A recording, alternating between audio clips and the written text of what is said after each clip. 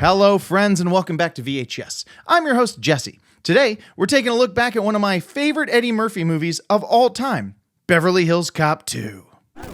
Does Eddie still leap off the screen as Axel Foley? Is Brigitte Nielsen the most conspicuous criminal of all time? Witnesses reported a 6-foot blonde at the Adriana's robbery. I f***ing bet they did.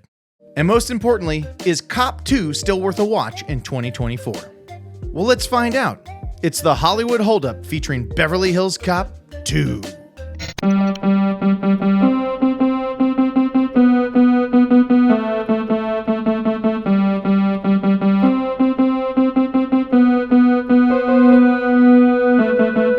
Two items of business before we get rolling here. First, everybody say hey to DJ Craig Zilla behind the ones and twos. I'm sorry, you're a DJ now? Lastly, this is your friendly neighborhood spoiler warning. We are going to cover this movie soup to nuts, stem to stern. So, you know what? Let's just get started.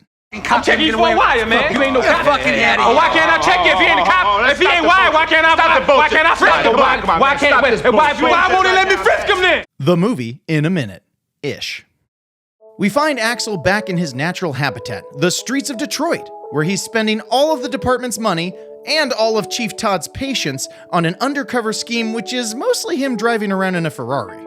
That is until Bogomil gets shot by an 8-foot Amazon. Why?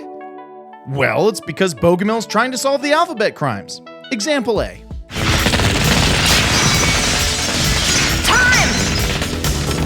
Go, move it! Hey, there's that easy to miss blonde. Axel catches the first flight out to LA, and we're back, baby! Taggart and Rosewood get chewed out and assigned to traffic duty because, well, the movie needs to free them up for Axel's shenanigans. They locate the bad guys almost immediately at the Beverly Hills Gun Club. Giant blonde? Check. Jurgen Prochnow? Check. Plus this dopey guy played by Quantum Leap's own Dean Stockwell. The rest of the plot doesn't matter. It's a classic cat and mouse game with Axel and his boys hot on the trail of the alphabet criminals who, for some reason, are leaving clues to their next crimes in the newspapers, but immediately trying to kill anyone who wants to investigate. Hey assholes, do you want the attention or not? Finally, we have a pretty sweet shootout between Axel's meager crew and about 500 NPCs who all surrender after Billy blows up a truck. Pretty sure they could have won, look at all of them. Axel wins the day, and we all pretend that Cop 3 never happened. Hooray! Now on to the categories. Drop your weapons! Put your hands on your heads! Got their hands up, Billy. What took you guys so long? Shadow style. One of the reasons you want to watch old movies is for their style. These days, every Star Wars show is shot on the same camera under the same lights. Same thing goes for most of the Marvel movies, and whatever next Adam Sandler movie Netflix is going to try to shove down your throat. But back in the day, movies looked different from each other. They had their own style, and few had more style than Tony Scott. Some might say Scott had too much style, but they're not making this video, so they can shut the fuck up. Scott and his director of photography, Jeffrey Kimball, make great use of one of my most treasured motifs of the 80s and early 90s. Really hard shadows. Let's take a quick look at some of my favorites. This is a great one. Look at this shadow. It's set exactly at the height of Judge Reinhold's eyes. No one else can use this shadow. It's like everyone in the world has to know where to stand so they can use their own personal shadow. This thing would have been over Taggart's bald head.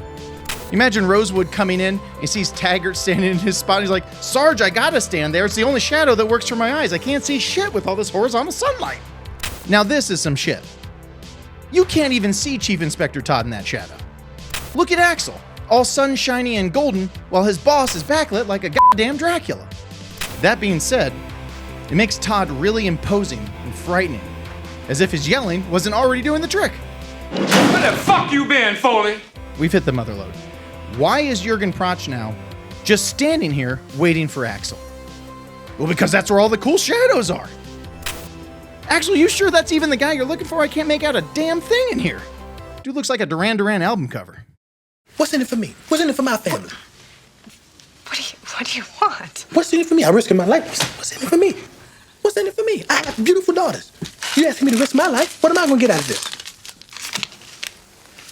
$10? Eddie. Tell me who's better. Please tell me who had more energy, charm, and screen presence than a young Eddie Murphy. Who talks this fast? Bag about this big, this wide, full to the brim with money. When do you need the cars? I need the cars in 3 hours. Get out 3 hours. Give me some time here. Hey, look, man, I'm a businessman, okay? I gotta make moves. I'm moving constantly, you know? I'm moving all the time. Business, you know? If you can't help me, I go do something else, because I'm business. I gotta move all the time, okay? Excuse me. I got business to take care of. Who can work a crowd like this? Everybody just come on down, go home, relax. You got the week off, and we'll straighten this whole thing out. Just leave it in my hand. And I think you should give your boys a big round of applause, because you have done a good job. Because other than the house being square, it's beautiful. Who gets more people fired than this guy? Seriously. Gun Club? She's fired. Playboy Mansion? She's definitely fired. Bad Guy Strip Club? Shit, they might have killed this dude. I have to go now. Goodbye. What the hell are you doing in here? This is not my office. You damn right it isn't. The Great Cliche. From the Mount Rushmore of movie cliches comes one of my absolute favorites, the pissed off police captain. And oh brother, is this one of the best. Even though they only have a few scenes together in the series, the relationship between Axel and his beleaguered boss, Chief Inspector Todd, feels incredibly deep and personal. And it's all thanks to the undeniable presence of Gilbert R Hall. Hall is so naturally pissed off that he doesn't even feel like an actor. It's like he was the pissed off cop boss technical advisor for the movie, but then the actual actor got Me Too'd, so he had to jump in at the last moment. The screaming police captain has been so blatantly overused throughout modern movie history, I get it if you think it's a joke. But these scenes with Axel and Todd always cut, and they always make me laugh. I can smell it. It's in the air, and I smell it. Do you smell it? Because I smell it. All I smell is your bullshit. For 6 months, I've been pouring money down a bottomless hole. Where the bad guys at the end of this rainbow? Wait a second. Look, I just thought that if there was a problem... Don't think, Axel. It makes my dick itch. Here's to Gilbert R Hall, the pissed off cop boss of my dreams. What the fuck have you been telling them? Yep, nope, sorry. So how long would it take to shave those legs anyway? I suppose you're trying to be charming. Actually, I'm just offering my grooming services. I don't think so. The verdict. Does Beverly Hills Cop 2 hold up to a modern viewing? You better believe it. This is a no-doubter. In fact, I think it plays better now than it did even back then because it's so different from what we're used to these days. All of the silly 80s tropes enhance the viewing experience rather than hindering it. A cheesy soundtrack full of Bob Seger, Corey Hart, and the Pointer Sisters? The hits still hit. Goofy villains that really stand out in public? That's not a bug, that's a feature. Does Axel say something kind of f***ed up from time to time? God damn, that's a big bitch. Sure, but he's in kind of a fucked up world, and he's the one hero who's gonna cut through all the bullshit and save the day. Can feel myself getting hyped up again.